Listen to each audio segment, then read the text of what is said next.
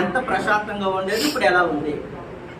ఓటుకి నోటు తీసుకోవాలని చెప్పి ప్రత్యక్షంగానో పరోక్షంగానో ఇదే పవన్ కళ్యాణ్ ఎంకరేజ్ చేస్తా ఉన్నాడు. మీకు తెలుసు ఎందుకు ఇలా అంటున్నానంటే, మీరు డబ్బులు ఎవరు ఇచ్చినా సరే తీసుకోండి, కానీ మాకు ఓటేయండి. బుద్ధున్నవాడు ఎవడైనా మాట్లాడతాడా?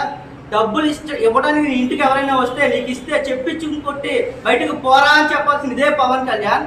నువ్వు డబ్బులు తీసుకో, ఓటు వేయి అంటే నోటు తీసుకో, ఓటు వేయి అని ఎంకరేజ్ చేస్తున్న ఇలాంటి పవన్ కళ్యాణ్ రేపొద్దున పిఠాపురం రానివ్వగలిగితే మాలాంటి వాళ్ళ పరిస్థితి ఏంటి?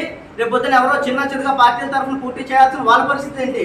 నువ్వు డబ్బులు తీసుకోవయ్యా 1000, 2000, 3000 అంటాడు. రేపొద్దున అదే ఓటరు డబ్బులు తీసుకుంటాడు. ఆ ఊర్లో ఏదైనా సమస్య ఉంటే ఆ ఓటర్ ఆయన ప్రశ్నించడానికి వెళ్తే నీకు డబ్బులు ఇచ్చాం కదరా, బయటకు పోరా అంటే ఓటర్ పరిస్థితి ఏంటి అని కామన్ సెన్స్ లేకుండా ఆలోచించి ఇలాంటి పవన్ కళ్యాణ్ నా నియోజకవర్గానికి ఎలా వస్తాడో, వచ్చి ఎలా గెలుస్తాడో కూడా నేను చూస్తాను మిత్రులారా.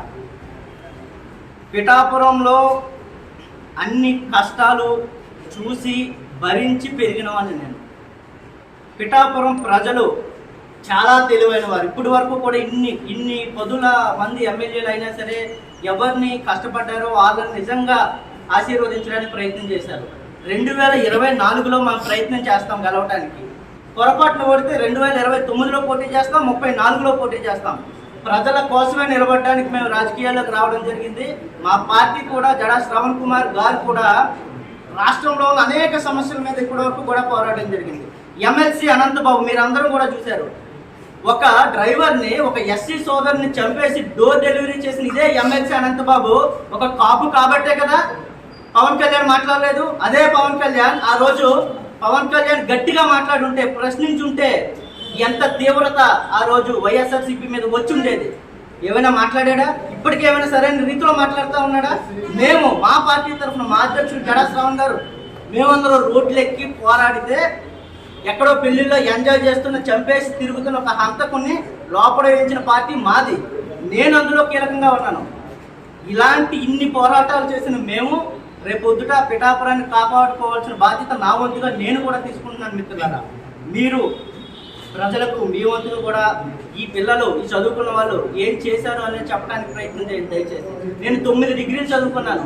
రేపొద్దున అదే పవన్ కళ్యాణ్ ఇంటర్మీడియట్ ఫెయిల్ అయ్యాడు. రేపొద్దున ఏదైనా ఒక పిల్లడు చాలా నేను ఏం చదువుకోవాలి, నా భవిష్యత్తు ఎలాగా అంటే ఏం చెప్తాడు? నువ్వు కూడా సినిమాల్లోకి వెళ్ళి ఎంజాయ్ చేయి, ఇంటర్మీడియట్ ఫెయిల్ అయ్యి రోడ్ల మీద తిరుగు అని చెప్తాడా? నా దగ్గరికి వస్తే నేను చెప్తా, నువ్వు ఇది చదువుకోరా బాబు, నీకు ఇలా ఉపయోగపడుతుంది, నువ్వు చదువుకుంటే ఇలా ఉద్యోగానికి వెళ్ళగలవు, ఇలా చదువుకుంటే ఇలా వ్యాపారం చేయగలవు అని నేను చెప్పగలను.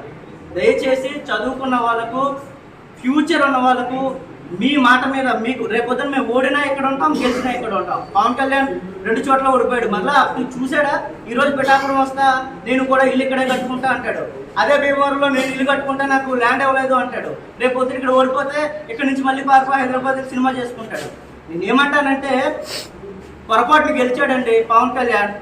1,25,000 మాత్రమే ప్రభుత్వం ఆయనకి ఖర్చులు నెలకు డబ్బులు ఇస్తుంది. రోజుకు 2 కోట్ల రూపాయలు నేను సినిమా తీసుకుంటే డబ్బులు వస్తుంది. నేను ఈ ప్రజా జీవితంలో ఉండలేను, నాకు డబ్బే ముఖ్యం అని చెప్పేసి పోతే నేను ఎందుకు అంటున్నానంటే, ఆయన ఇప్పటి వరకు కూడా నేను సినిమాలు మానను, ప్రజలతోనే ఉంటాను, ప్రజలతోనే కలుస్తా, గెలిచినా ఉంటా, ఓడతా ఉంటా అని చెప్పలేని ఇదే పవన్ కళ్యాణ్ రేపొద్దున ప్రజలకు ఏం సమాధానం చెప్తాడని నేను ప్రశ్నిస్తా ఉన్నాను.